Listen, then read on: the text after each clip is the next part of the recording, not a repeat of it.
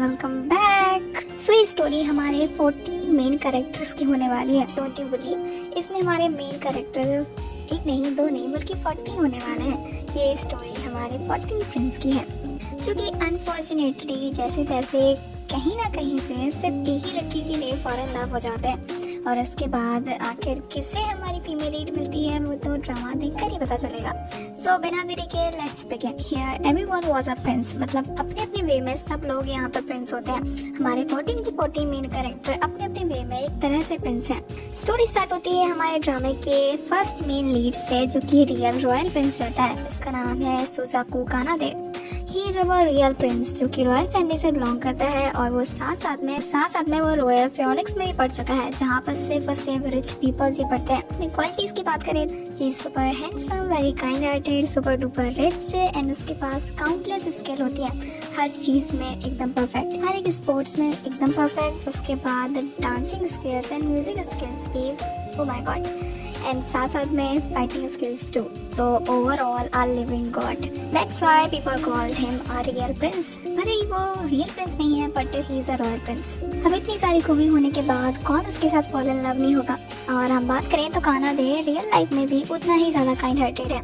वो हर किसी की हेल्प करता है बिकॉज उसकी मॉम ने उसे सिखाया है कि हमें हमेशा गर्ल्स को अच्छे से ट्रीट करना चाहिए और वो सभी को कैरी कर उन्हें अच्छे से ट्रीट करता है। जो भी उसे आसपास हेल्पलेस दिखता है वो सबसे पहले उसे कैरी जरूर करता है। तो जैसे वो किसी की हेल्प करेगा और उसके बाद ये हो ही नहीं सकता कि वो लड़की उसके साथ फॉल इन लव ना हो जाए। और इसे डिस्क्राइब करते करते I also want him to. उसके टोटली डिफरेंट साइड हम कानाडे के रियल डैड को देखते हैं जो कि दरअसल अपने टाइम में बहुत ही बड़े प्ले बॉय रह चुके हैं। उनकी भी काउंटलेस गर्लफ्रेंड्स थी और उनके काउंटलेस अफेयर्स भी थे। इसकी वजह से वो हमेशा कानाडे को टीज करते रहते हैं कि उसकी गर्लफ्रेंड है या नहीं, पर कानाडे हमेशा अपनी मॉम की बताई हुई बातों पर चलता है। उसके हिसाब से उसका फर्स्ट लव ही उसका लास्ट लव होगा एंड दैट्स फाइन। कानाडे के डैड उससे बात करते हैं और उससे अपने फर्स्ट लव के बारे में बताते हैं। कानाडे काफी ज्यादा शॉक हो जाता है कि आखिर डैड उससे ये सब क्यों बता रहे हैं। अपने फर्स्ट लव मारिको के बारे में बताते हैं कि वो उनकी फर्स्ट लव थी जब वो हाई स्कूल में थे और उसके बाद जो उनका लव था वो एकदम प्योर था। इसकी वजह से वो अभी भी उसकी काफी कंसर्न है। इसके बाद उन्होंने उसके बारे में काफी इन्वेस्टिगेशन करवाई और उन्हें पता चला कि उनकी फर्स्ट लव की डेथ हो चुकी है। पर हाँ, उनकी एक डॉटर है जो कि बहुत ही बुरी हालत से गुजर रही है। वो काफी पुअर भी है और उसके बाद मारिको की डेथ के बाद वो डॉटर है वो अभी भी अपने डैड का डेट चुका रही है जो कि उसके गैम्बलर डैड उसके लिए छोड़ कर गए हैं। पुअर गर्ल, मुझे उसके लिए बहुत ही ज्यादा बुरा लगता है। यहाँ पे कानाडे जैसे ही इस सब के बारे में सुनता है उसे उस लड़के के लिए बहुत ही ज्यादा बुरा लगता है और कहता है कि डैड इट्स सो सैड, लेकिन अब मुझे क्या करना होगा। अभी यहाँ पे कानाडे के डैड उसे दरअसल एक बहुत ही अमेजिंग आइडिया बताते हैं उनके हिसाब से। तभी वो कानाडे को बताते हैं कि वो चाहते हैं कि वो दरअसल उस लड़की जिसका नाम है नारुसो कानोन उसकी हेल्प करे और उसके बाद शायद उनके अंदर जो गिल्ट है वो थोड़ा कम हो। यहाँ पे कानाडे सरप्राइज होता है और कहता है कि सच में डैड। तभी उसके डैड कहते हैं कि ऑफ कोर्स ये तुम्हें करना ही होगा। इसके बाद कानाडे कानून को ढूंढने के लिए उसके स्कूल जाता है। यहाँ पर हम देखते हैं कि जैसे ही वो अपनी बड़ी बड़ी गाड़ी से नीचे उतरता है सारा स्कूल उसे ही देखता रह जाता है। यहाँ पर हम कानाडे के दो बेस्ट फ्रेंड एंड असिस्टेंट कुछ भी कर लो इन दोनों को देखते हैं। इसमें सबसे पहले बंदे का नाम रहता है शाइनचिरो जो कि दरअसल कानाडे का चाइल्डहुड फ्रेंड है और सुपर डुपर इंटेलिजेंट, मतलब उसके पास दिमाग भर कर है और साथ में उसका कानाडे पर एक सीक्रेट क्रश भी रहता है जो कि कानाडे को पता नहीं होता और वो कभी कानाडे को बताने वाला भी नहीं है। तभी यहाँ पर हम उसके सेकंड फ्रेंड को देखते हैं जैन, जो कि क्या बताऊँ, मतलब वो काइंड हार्टेड और क्यूट दोनों ही है। इसके बाद जैन ने यहाँ पर खड़ी 3 लड़कियों के पास जाता है और उनसे नारुसे कानून के बारे में पूछता है। तभी वो 3 लड़कियां उन्हें बता देती हैं कि कानून कहाँ पर मिलेगी।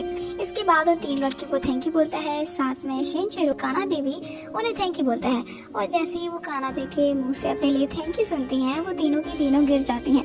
मतलब प्यार में तो गिरी जाती हैं, साथ में रियल वाला भी गिरी जाती हैं। उसके बाद ये तीनों दरअसल कानून को ढूंढने के लिए एक प्लेस पर पहुंचते हैं। यहाँ पे कानून अपना एक्ट प्ले कर रही होती है। यहाँ पर वो एक्टिंग करती है। यहाँ पर हम देखते हैं कि कानून से दरअसल एट फर्स्ट साइट हो ही जाता है।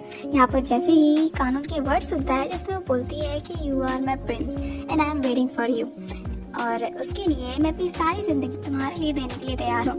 और इसके बाद सिर्फ ये वर्ड सुनकर कानाडे को कानून से प्यार हो जाता है उसी टाइम पर।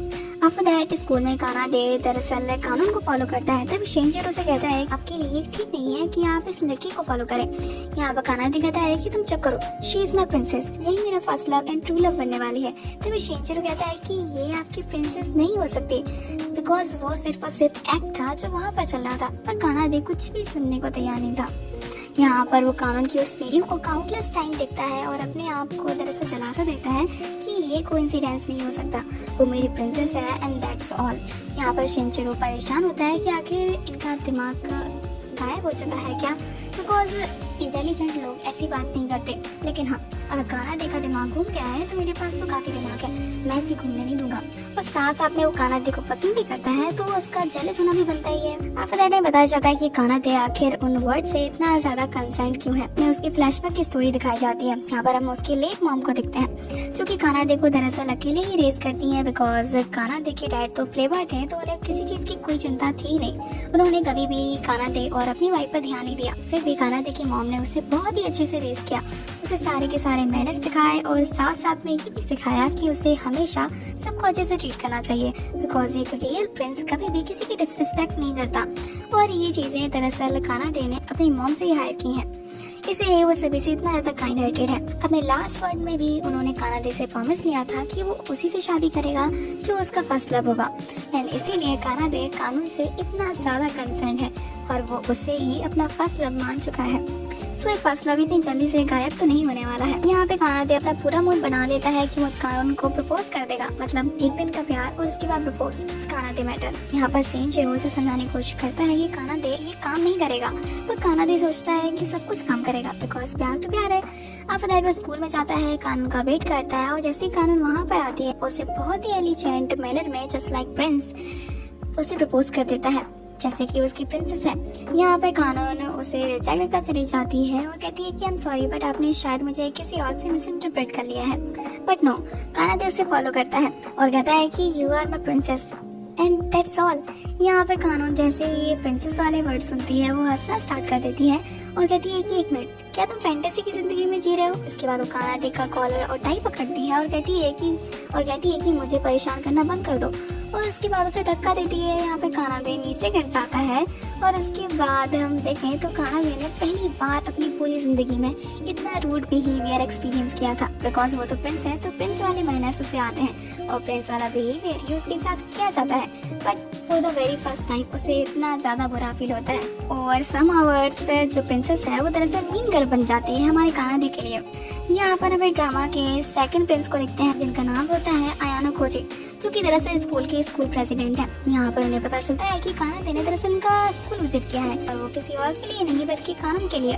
और यहाँ पर इसी मोमेंट के साथ स्कूल प्रेसिडेंट भी कानून में इंटरेस्टेड हो ही जाते हैं। यहाँ पर हम कानाडे को देखते हैं जिससे कि अब कानून के नाम से ही गुस्सा आने लगता है और वो कहता है कि दूर करो, उस मीन गर्ल से मुझे अब मिलना भी नहीं है।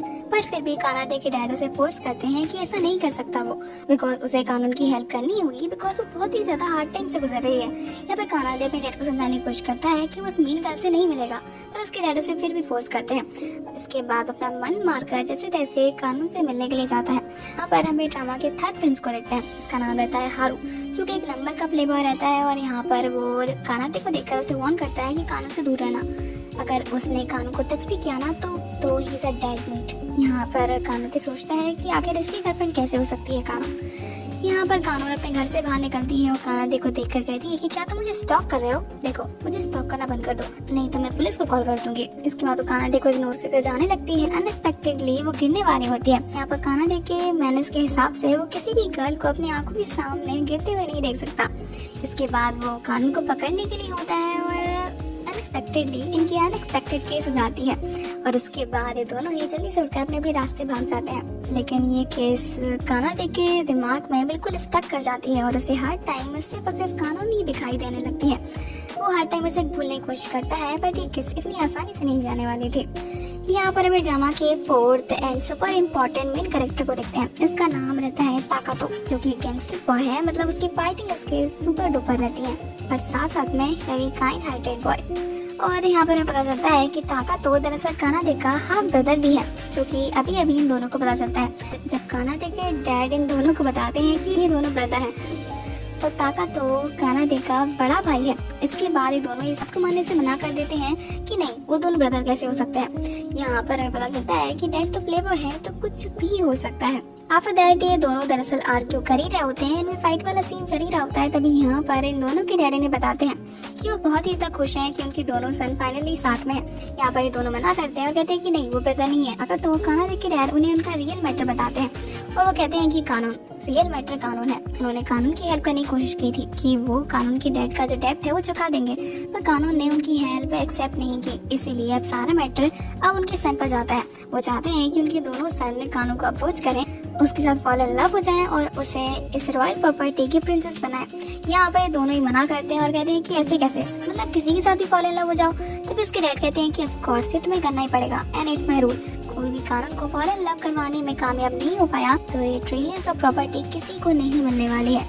यहाँ पर ये दोनों ही इस बात से मना कर देते हैं कि कोई भी ये नहीं करने वाला। यहाँ पर ताका तो ये कहकर चला जाता है कि वो तो ये बिल्कुल भी नहीं करने वाला, बिकॉज वो पहले ही किसी को लाइक करता है। लेकिन जैसे ही ताका तो पता चलता है कि जिस लड़की की बात उसके डैड कर रहे हैं वो कोई और नहीं बल्कि कानून है, जिसे वो पूरे 1 साल से ढूंढ रहा है।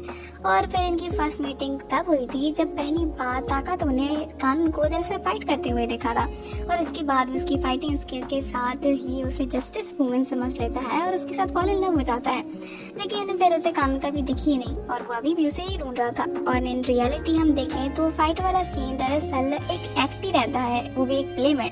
लेकिन ये हमारे बेचारे ताकतों को पता नहीं रहता कि वो भी अपने छोटे ब्रदर की तरह एक एक्ट के साथ ही फॉल इन लव हुआ है।